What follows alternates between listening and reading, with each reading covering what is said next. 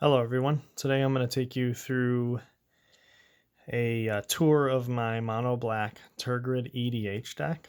It is basically a mono black control deck with a combo finish.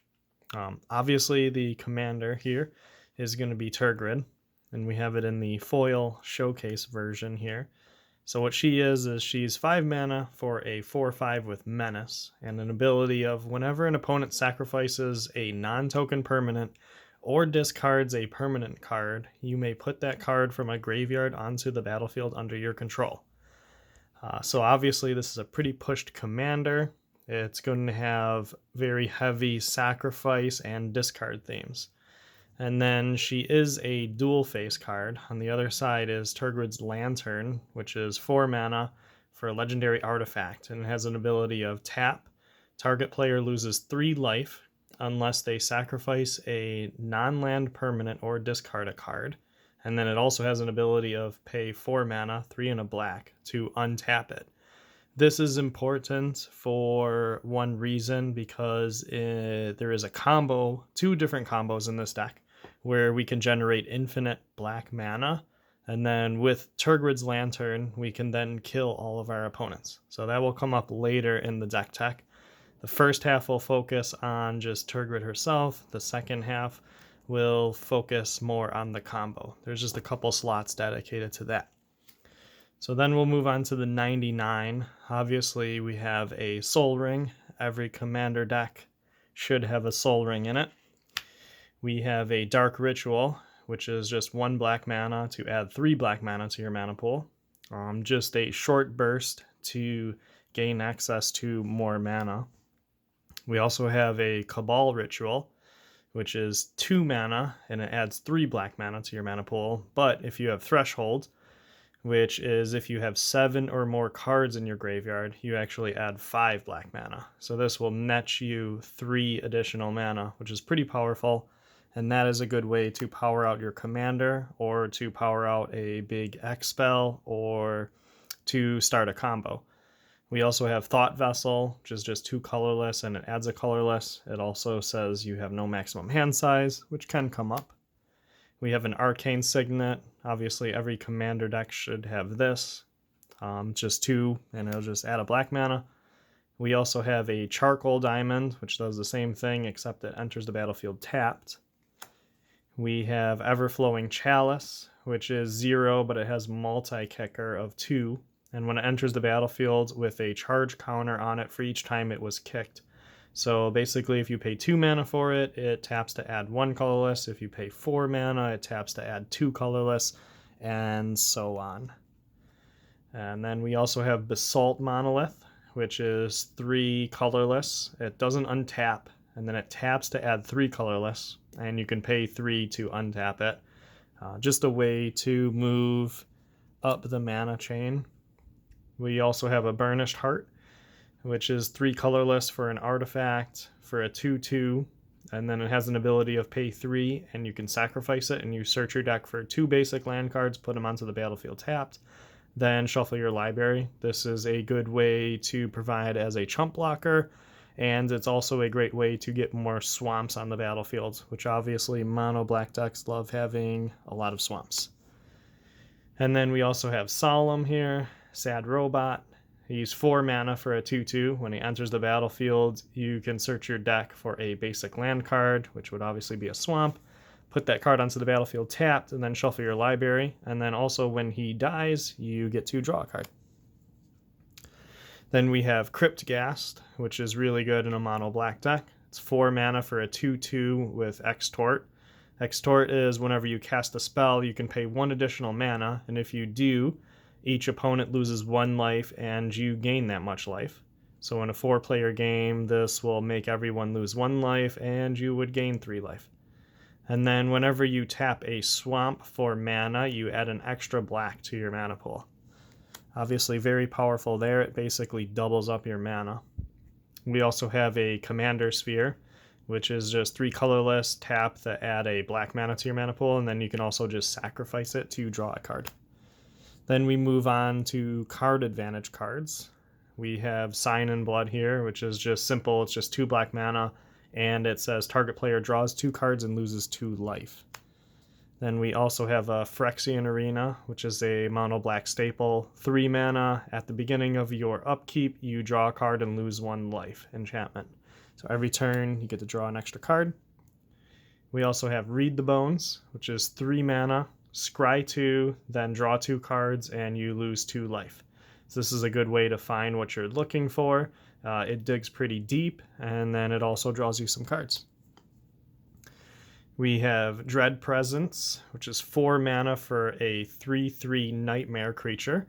And it has whenever a swamp enters the battlefield under your control, you get to choose one. You can either draw a card and lose 1 life, or he deals 2 damage to any target and you gain 2 life.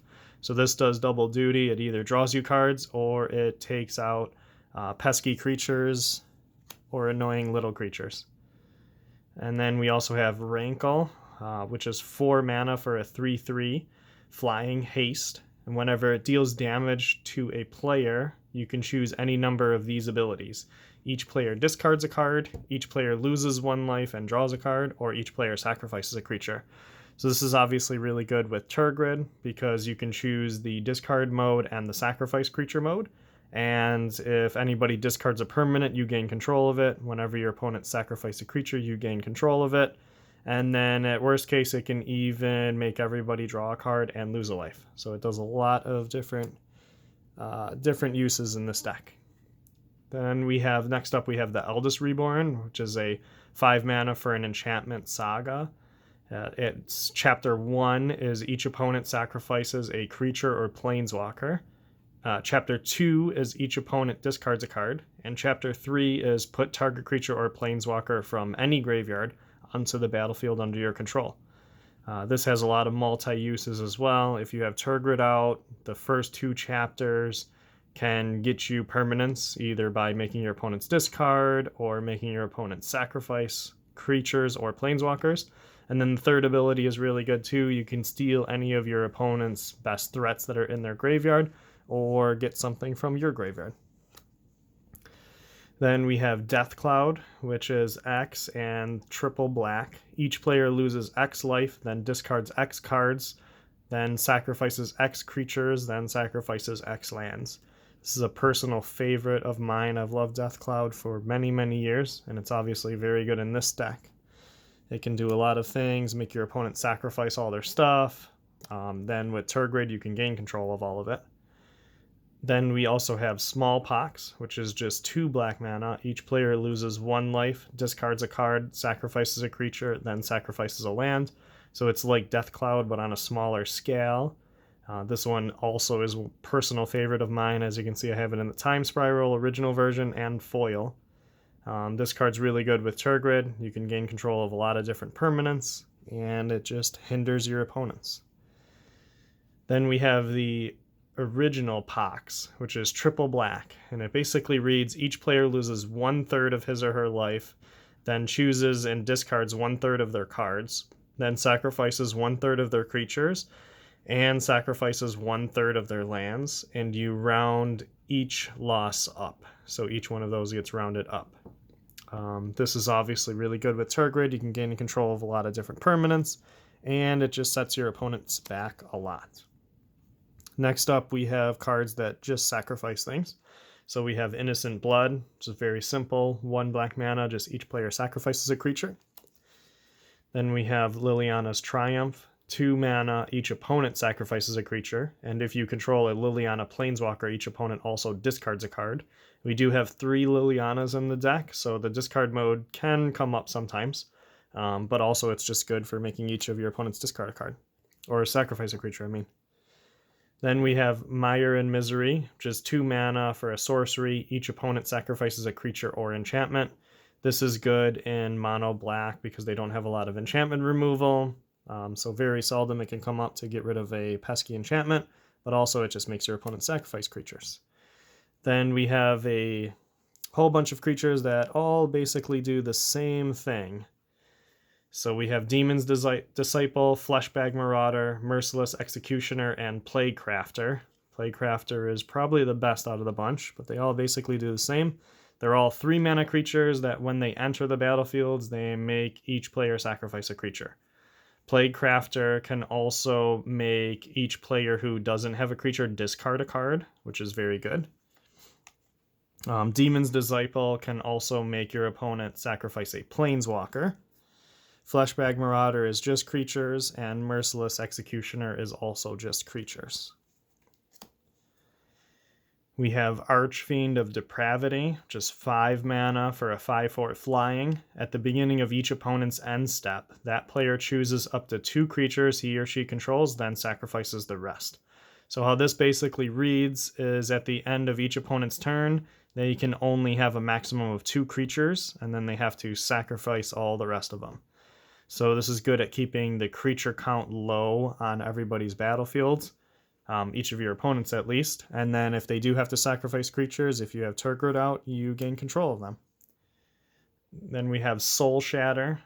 Each opponent sacrifices a creature or planeswalker with the highest converted mana cost among creatures and planeswalkers they control.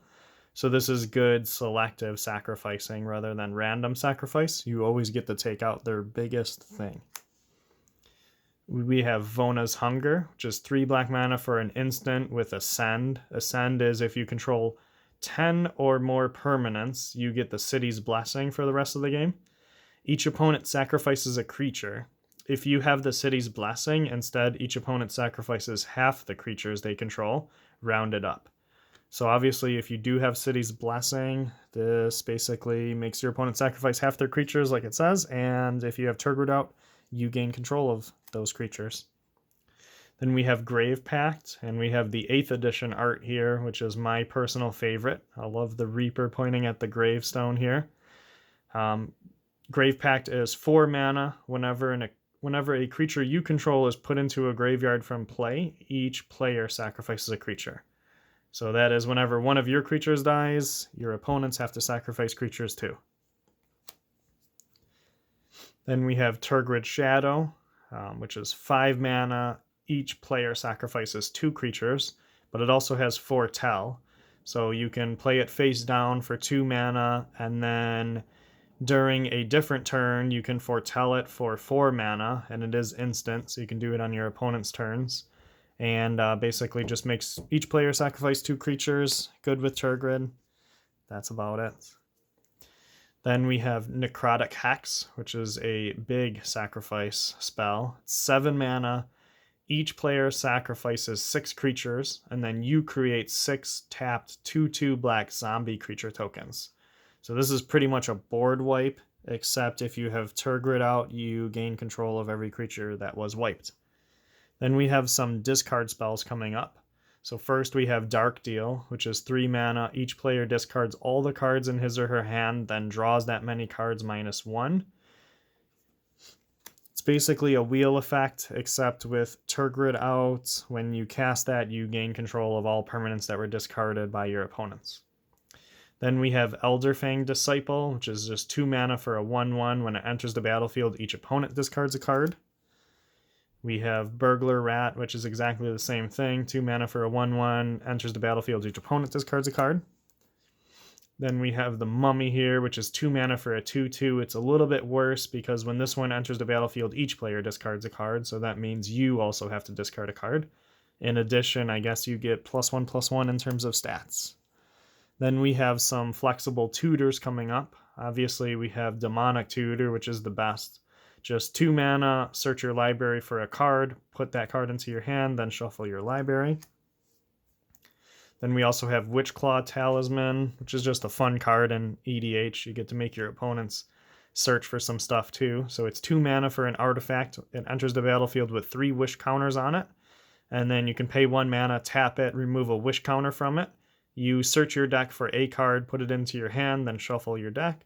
And then an opponent gains control of Witchclaw Talisman. You can only activate this ability during your turn.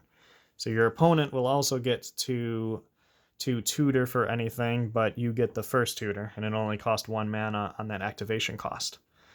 Then we also have Dark Petition, which is 5 mana for a sorcery. It says search your library for a card and put that card into your hands, then shuffle. And then if you have Spell Mastery, so which is if there are 2 or more instants and or sorcery cards in your graveyard, you add 3 black mana to your mana pool. So in total, if you do have Spell Mastery, which is pretty easy to get in this deck, just having 2 instants or sorceries in your graveyard, this realistically only costs you 2 mana because it gets you 3 back. Next up, we have Liliana of the Veil, which is a classic one. I also have a signed version here, so some of the text might be written over. It's 3 mana.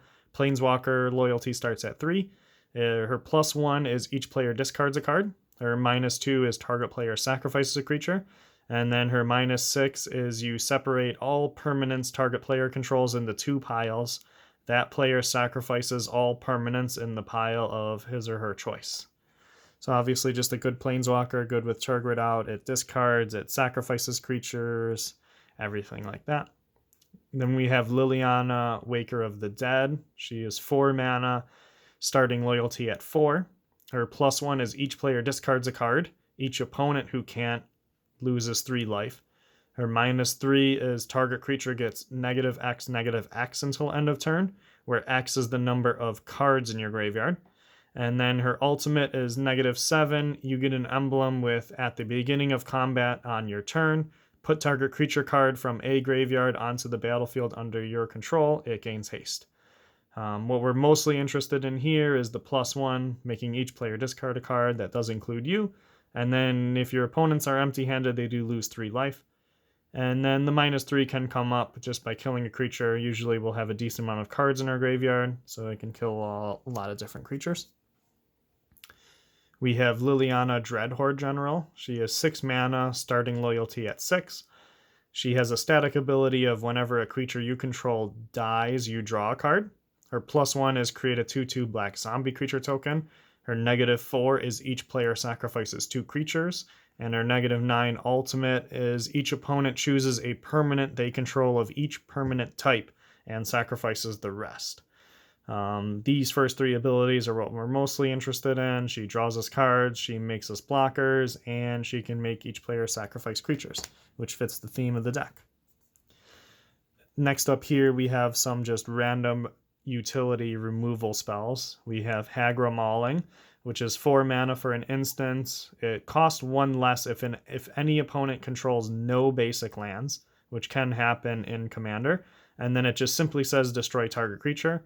The flip side of it is just a land that comes into play tapped and adds a black mana to your mana pool. We have Feed the Swarm, which is 2 mana for a sorcery, destroy target creature or enchantment an opponent controls, and then you lose life equal to that permanent's converted mana cost. So it's a good way to get rid of enchantments, which, like I said earlier, is hard for black to do, and it can just kill any creature at the cost of some life. We also have Murderous Rider, which is 3 mana for a 2/3 lifelink. When it dies, you put it on the bottom of your deck. And then it also has an instant over here, Swift End, which is also 3 black mana, and it just destroys any creature or planeswalker, and then you lose 2 life. So it's a nice utility creature. It can either be a blocker with lifelink, or it can be an instant that destroys a creature, or it could be both. We also have the classic Damnation, 4 mana, destroy all creatures. They can't be regenerated. Most mono black decks will play this. I also love the artwork, love the card. Not much to be said there. We also have Grey Merchant of Asphodel, which also, once again, most mono black decks will play this. 5 mana for a 2/4. When it enters the battlefield, each opponent loses X life, where X is your devotion to black, and then you gain life equal to life lost that way. So it drains your opponents for a lot, it gains you even more, and it can help close games, it can help keep you alive. We have Bolas's Citadel, which is 6 mana for a legendary artifact. You may look at the top card of your deck at any time. You may play the top card of your deck. If you cast a spell this way, you pay life equal to its converted mana cost, rather than pay its mana cost. And then it has an ability of tap, sacrifice 10 non-land permanents. Each opponent loses 10 life. The biggest ability here is that middle one. It just allows you to play all the cards off the top of your deck by paying life equal to their mana cost. We have Command the Dreadhorde, which is 6 mana for a sorcery. Choose any number of target creatures and or planeswalker cards in graveyards. Command the Dreadhorde deals damage to you equal to the total converted mana cost of those cards, and then you put all of them onto the battlefield under your control. This is a good finisher in the late game, where basically you can put all of your best creatures onto the battlefield, plus all of your opponent's best creatures and or planeswalkers onto the battlefield, and then hopefully just win the game either that turn or next turn. We have Malakir Rebirth, which is 1 black mana for an instant. You choose target creature, you lose 2 life. Until end of turn, that creature gains. When this creature dies, return it to the battlefield tapped under its owner's control. So it's a good way to save your own creatures. You can use it on creatures that have enter the battlefield abilities, or you can even use it on your opponent's creatures if that does matter. And then this is also a flip card, where you can see down at the bottom here. And what it has is very simple. On the other side, it is just a land that enters the battlefield tapped, and it can tap to add a black mana. So it can either be a spell that can save a creature, or it can just be a land. We also have Reanimate, which is just 1 black mana sorcery. Put target creature from any graveyard onto the battlefield under your control. You lose life equal to its mana cost. So this is a good way to bring back anything big in the early game that someone discarded, or you can bring back your own creatures that die late in the game. Animate Dead, which is 2 mana. It's enchant a creature, and it enchants only creatures in graveyards. And basically what it says is they come into play, but they have -1 original power. And then at the end of the game, if this enchantment is discarded without removing target creature from play, target creature is returned to the graveyard. Basically, it reads, if this enchantment stays on the creature stays in play. And basically, it just reanimates something at the cost of that creature losing 1 power. And it can be any graveyard once again. Next up, we have Victimize, which is 3 mana. Choose 2 target creature cards in your graveyard. Then you have to sacrifice a creature. And when you do, return those 2 chosen creature cards to the battlefield tapped. So this can reanimate 2 creatures for the price of just sacrificing one of your own. Next up, we have Entomb, which is just 1 black mana for an instant. It's search your library for a card and put that card into your graveyard, then shuffle your deck. So it's a good way to enable some of the combos in the deck. It can also just put a creature into your graveyard so that you can reanimate it later with some of those reanimate spells we just went through. So just a good utility card. We also have Opposition Agent, which is new from Commander Legends. 3 mana for a 3/2 flash. You control your opponents while they're searching their libraries. And while an opponent is searching their library, they exile each card they find. You may play those cards as long as they remain exiled, and you may spend mana as though it were mana of any color to cast them. So this is just a good way to steal some of your opponent's tutors, steal their fetch lands, steal anything. Next up, we have Buried Alive, which starts some of our combo cards. This can be used just in a fair way, but mostly this is going to be used to combo. It is 3 mana for a sorcery. You search your library for up to 3 creature cards, put them into your graveyard, then shuffle your deck. What this will mostly be used for is to find some combination of these 3 cards, either putting all 3 of them into your graveyard, or just these 2, and then having this in your hand, or having some kind of tutor or way to find it. And how this combo works is if these 2 cards are in your graveyard, both Palladium Mirror and Pilipala, and what these guys read is Palladium Mirror is just a 3 mana for a 2/2 artifact creature, and it has tap, add 2 colorless to your mana pool. And Pilipala is 2 mana for a 1/1 flying, but it has pay 2 mana, untap it, and add 1 mana of any color to your mana pool. And then Necrotic Ooze reads, he's a 4 mana for a 4/3. As long as he is on the battlefield, it has all activated abilities of all creature cards in all graveyards.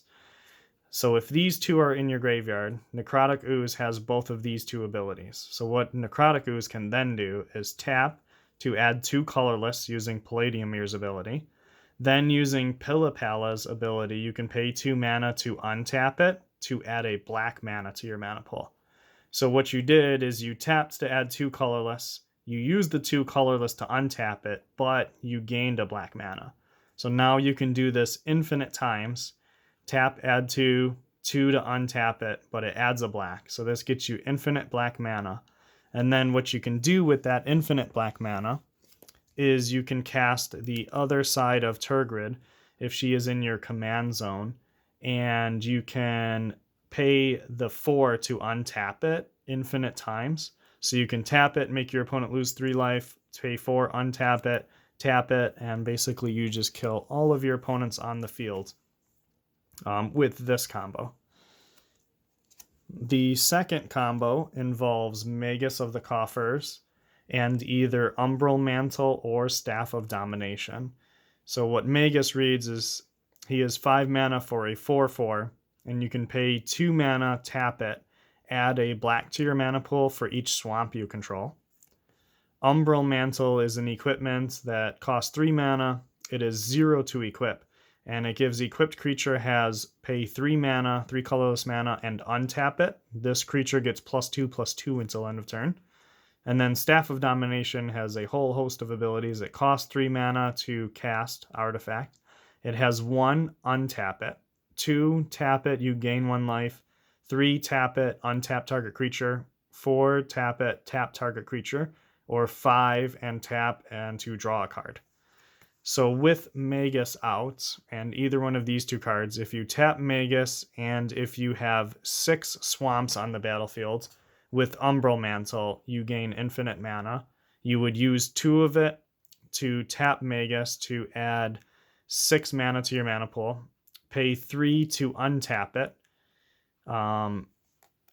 to basically give it +2/+2. And then you can use 2 more to tap it again for 6. So each of these turn cycles cost 3 + 2, which is 5. And then you're gaining 6. So each one of these cycles you gain 1 extra black mana, and then you can win with the Tergrid out of the command zone kill. And then with Staff of Domination, it does cost 1 extra, so you have to have 7 swamps on the battlefield, because you have to pay 2 for Magus, +1 to untap Staff, +3 to untap the Magus. So if you have 7 swamps on the battlefield, this is infinite mana. It is also can be infinite life plus infinitely draw your deck. So you can draw every card in your deck, gain infinite life, and make infinite mana, which then obviously you can find any number of ways to win, including just casting Tergrid out of your command zone. We also have a single Lightning Greaves here. This is just to facilitate some of these combos faster, either giving Necrotic Ooze or Magus haste so that you can combo off on the turn that you play them, just in case your opponents might see that coming. And then we get to the lands. There's only a couple non-basics here. There's a Myriad Landscape, which is just a good way to get more swamps onto the battlefield. There's Urborg, which is one of the best lands in a mono black deck. It turns each land into a swamp in addition to its other land types. We have a Castle Locthwain, which enters the battlefield tapped unless you control a swamp, which we will almost always have. It taps to add a black mana, and then it also has an ability of pay 3, tap it, draw a card. Then you lose life equal to the number of cards in your hand. So it's a good way to draw some cards. We also have Nykthos, which is a good way to add a lot of mana to your mana pool. It has pay 2 and tap it, choose a color. Add to your mana pool an amount of mana of that color equal to the devotion to that color. And then we just have a lot of basic swamps.